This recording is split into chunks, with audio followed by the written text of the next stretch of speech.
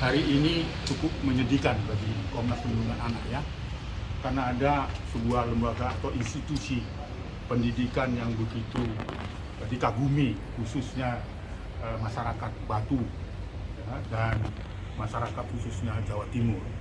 Nah ternyata sekolah berinisial SPI itu yang berada di Kota Batu itu menjadi sumber malapetaka bagi peserta didik di sana.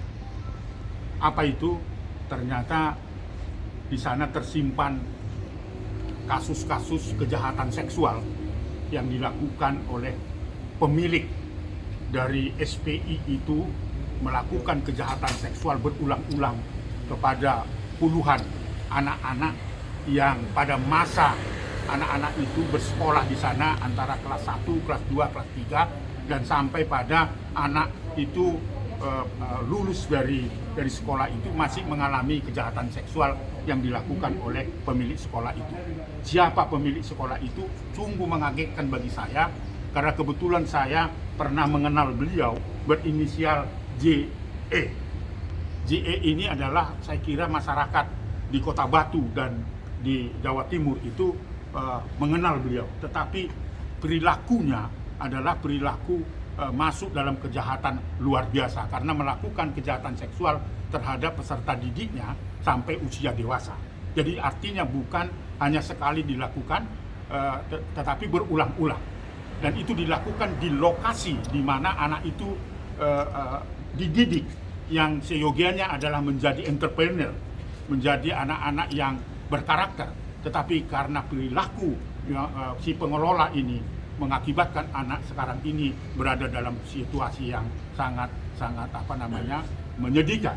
Karena perilaku kejahatan seksual itu dilakukan bukan hanya di tempat di mana anak itu dididik, tetapi juga dilakukan di luar negeri ketika mereka melakukan kunjungan-kunjungan ke luar negeri. Apa yang terjadi di situ?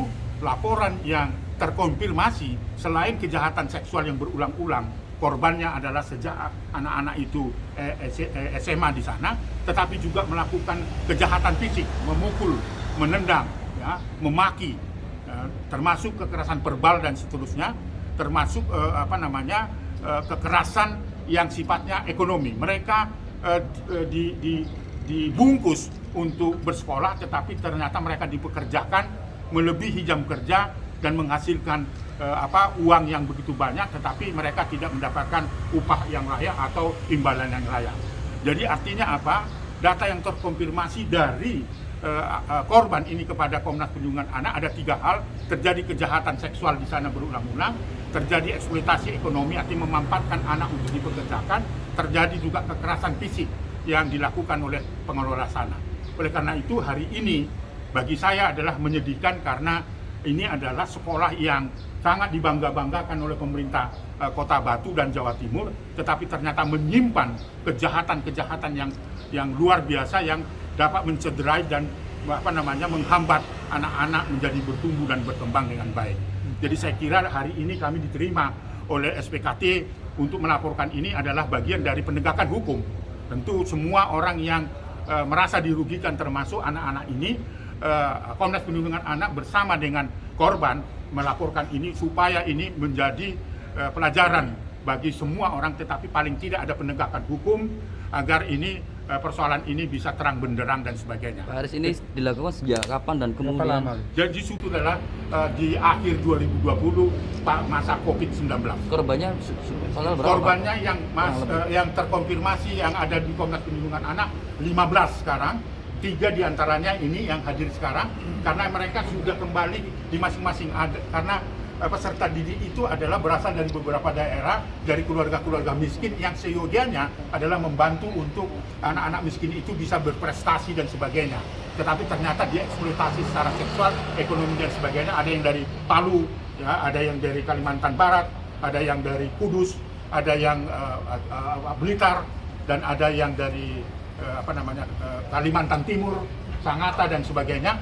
Ini yang saat ini sedang berada di rumah orang tuanya masing-masing, tetapi semua itu punya pengalaman pahit yang dirasakan. Ada bukti kekerasan seksual ya Pak? Ada, jadi kami punya testimoni ya, punya saksi-saksi dan sebagainya.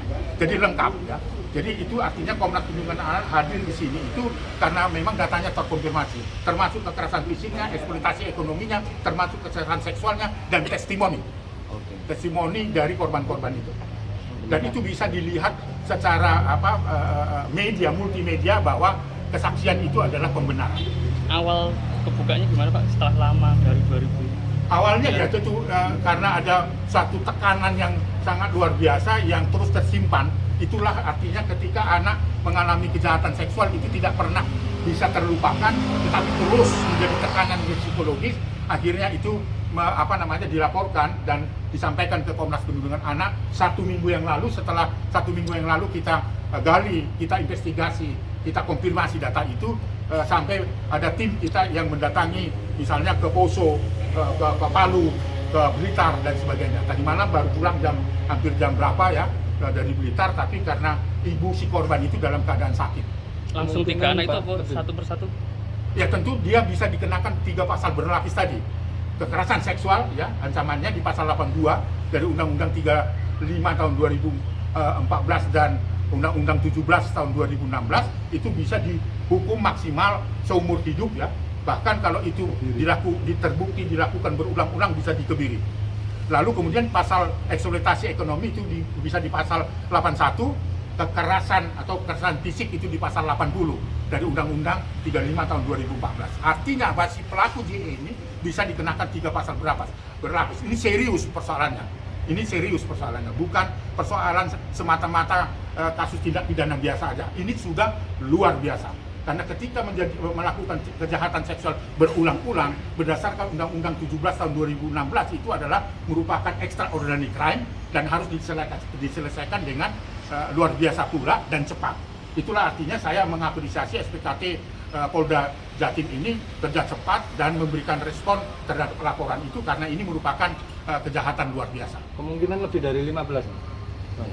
Kemungkinan ya karena ini baru 15 saja dari 3 ini sudah begitu serius persoalannya, tetapi mungkin saja karena ini nggak pernah terbuka dan tidak ketahuan, itu bisa saja korban-korban yang baru-baru ini juga terjadi.